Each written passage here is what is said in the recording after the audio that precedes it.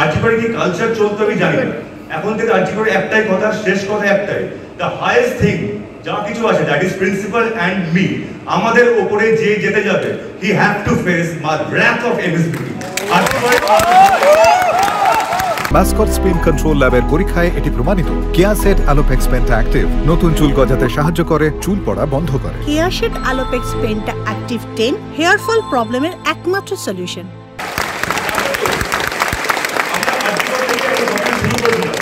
আর্জিকর থেকে আমরা আস্তে আস্তে এগিয়ে চলেছি।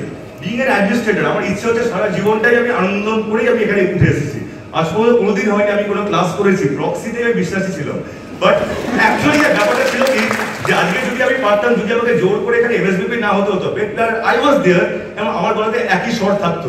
কিন্তু বিং এর ডাইসি সিচুয়েশন, আমি কারোর চাপে কখনো নত হই না। তাই আমাদের একটাই কথা থাকবে, আমাদের লাস্ট যে কথাটা ছিল, we stick to our point, we want justice, we want justice, we want justice. আমরা আজীবনে এমন কিছু কাজ করব না যাতে আমরা পাবলিক সিম্প্যাথি হারিয়ে ফেলি। আজীবনে আমাকে এটাও দেখতে হচ্ছে যাতে কোনো পেশেন্ট বা পেশেন্টের রিলেটিভস যাতে আমাদের এগেইনস্টে কেউ না চলে যায়। But at the same time I want to cordially thank all my senior and 5 faculty members wholeheartedly support. From my point, আমি আবার সবাইকে নমস্কার জানাচ্ছি, thank you, go head, our day will come and we will stop only after getting justice. This is Arjikar, this is Arjikar. Thank you. আজ বিকেলে ঠিক কিছুক্ষণ আগেই কনভেনশন শেষ হয়েছে। কনভেনশন ছিল জুনিয়র ডাক্তারদের সঙ্গে অধ্যক্ষ, উপাধ্যক্ষ, বিভাগীয় প্রধানদের, এবং সেই কনভেনশনে বিভিন্ন আন্দোলনরত চিকিৎসক যারা তারা বক্তব্য রাখেন, বিভাগীয় প্রধানরা বক্তব্য রাখেন। এই আন্দোলন কেন হচ্ছে, আন্দোলন কেন তারা চালিয়ে যেতে বাধ্য হচ্ছে, সেই বিষয় নিয়ে জুনিয়র ডাক্তাররা বক্তব্য রাখেন। এবং তাদের বক্তব্য রাখার পর অধ্যক্ষ, উপাধ্যক্ষ তাদের বক্তব্যের বিষয় ছিল।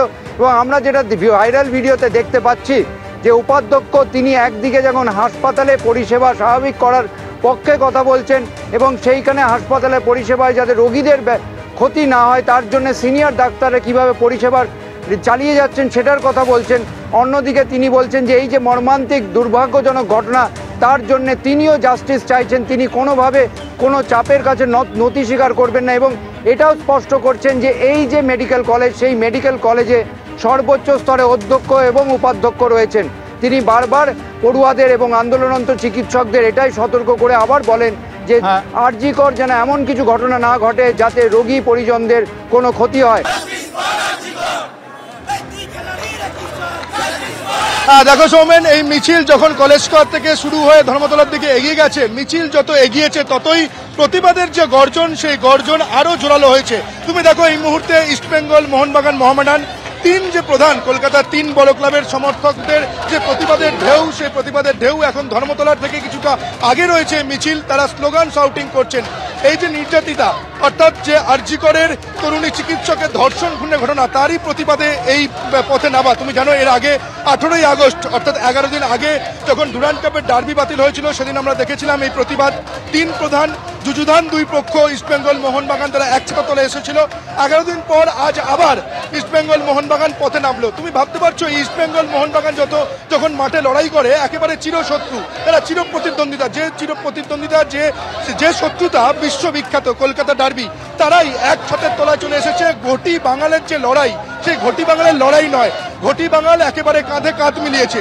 ঘটি বাঙাল পাশাপাশি তুমি দেখো ইস্টবেঙ্গলের পতাকা রয়েছে লাল হলুদ পতাকা, ঠিক তার পাশেই রয়েছে জাতীয় পতাকা, এবং তার পাশেই আমরা দেখতে পাচ্ছি রয়েছে সাদা কালো পতাকা অর্থাৎ মোহামেডানের পতাকা এবং সবুজ মেরুনের পতাকা। এখানে কোনো শত্রুতা নয়, এখানে কোনো চিরপ্রতিদ্বন্দ্বিতা নয়, সবাই মিলে একটাই শর্ত তুলছেন যে আরজিকর কাণ্ডের যে দোষী, সেই দোষীর কঠোরতম শাস্তি চাই। আমি ইস্টবেঙ্গল, মোহনবাগান সমর্থকদের সঙ্গে কথা বলার চেষ্টা করব। তোমরা পথে নেমেছিলে ডুরান্ড কাপে যেদিন ডার্বি বাতিল হলো, আবারও পথে নামলে ইস্টবেঙ্গল, মোহনবাগান এক ছাতার তলায় পাশাপাশি। আমরা তো সেদিনও বলেছিলাম 18ই আগস্ট আমাদের ওপর যে লাঠিচার্জ হয়েছিল, অত্যাচার হয়েছিল, আমরা আবারও প্রতিরোধে নামবো এবং এই লড়াই চলবে, এই লড়াই থামবে না যতদিন না আমরা বিচার পাচ্ছি। এইটা আমাদের দেখেছেন তো, আমাদের মাঠ থেকে শুরু হয়েছে এই প্রতিবাদ। আমরা যতক্ষণ না বিচার হচ্ছে এই প্রতিবাদ আমাদের চলবে, আর আগামী দিনেও চলবে। সোমেন, তুমি শুনতেই পেলে ইস্টবেঙ্গল, মোহনবাগান দু দলের চিরশত্রু যুযুধান দুই পক্ষের যে সুর, সেই সুর একেবারে মিলে গেছে। লাল হলুদ সবুজ মেরুন রং একেবারে মিলে গেছে। মিলে গেছে, তার কারণ একেবারেই সৌমিত্র, অর্থাৎ আরজিকর কাণ্ডের বিচার চেয়ে ফের পথে নেমেছেন ইস্টবেঙ্গল, মোহনবাগান, মোহামেডানের সমর্থকরা।